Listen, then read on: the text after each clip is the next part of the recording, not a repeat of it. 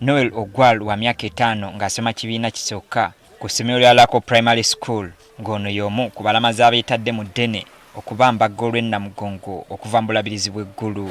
Ogwal agamba ava mu maka maavu nga bali abaana 5. Ekyamwaliriza okulamaga okuva eggulu ayagala kubeera musomesa.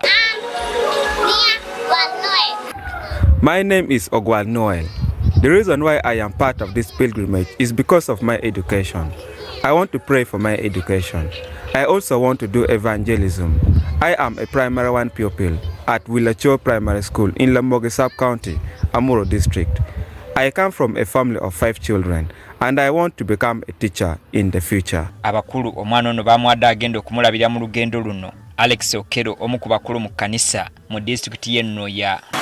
Tina motu wot karachel kereni en ke wot weke ba mi mot mere ya me kwan tok nero mere tiene ya nyim ene bini beda point. Reverend Canon Russ Opok vika wa St Philip's Cathedral musanyufu olw'omwana ono okwewaayo nga kano kabonero kunyweza bukkiriza bwe.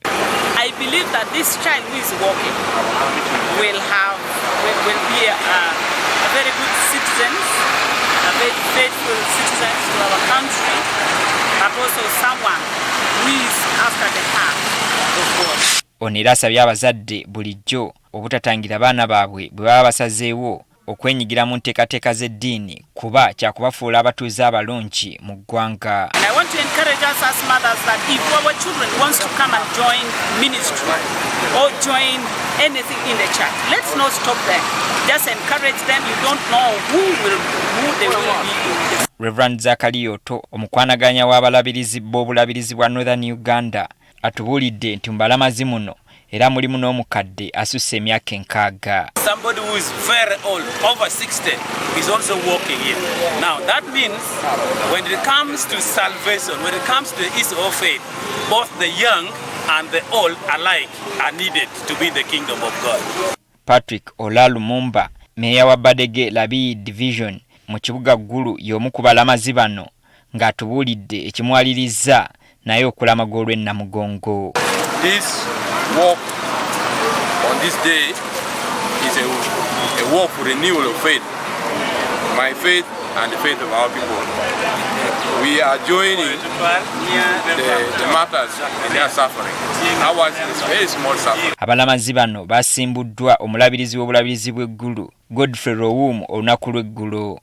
And I am so pleased to host my colleague Bishop Wilson Kitara, so that together with him and the paramount chief of the Acholi people, we flag of our people who will be walking for 11 days to reach Namugongo. Onera yabuulidde abalamazi ku buzibu bwe bayinza okusisinkana mu kkubo naddala obwekuusa ku by'obulamu. Northern Uganda is very far away from Namugongo. That would bring a big toll on a pregnant woman. We are only saying, if you are pregnant, use another means of going to Namugongo. Don't walk. It might be too much for you and also for the baby inside.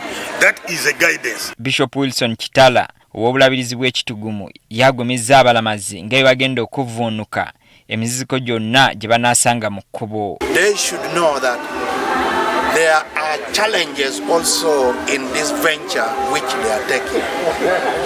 But then we pray because they are in Christ, they should be patient and they should be tolerant and they really need to start and reach to the end.